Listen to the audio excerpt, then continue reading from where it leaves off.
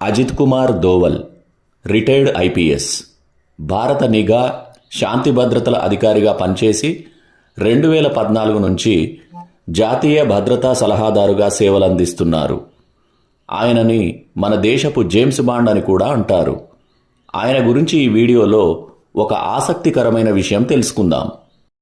1984 June నెలలో operation blue star పేరుతో స్వర్ణ దేవాలయంలో దాగున్న తీవ్రవాదుల్ని బయటకు తరిమే ఆపరేషన్ని ప్రభుత్వం చేపట్టినప్పుడు దోవల్ కీలక పాత్ర పోషించారు.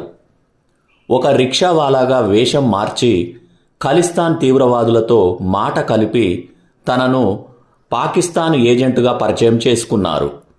ఆపరేషన్ నిర్వహణకు కొద్ది రోజుల ముందు స్వర్ణ దేవాలయంలోకి వెళ్ళి ఉగ్రవాదుల ఆయుధ బలం, సంఖ్యాబలం, బలగాల మోహరింపుని క్షుణ్ణంగా పరిశీలించి సమాచారాన్ని భద్రతా దళాలకు అందించారు.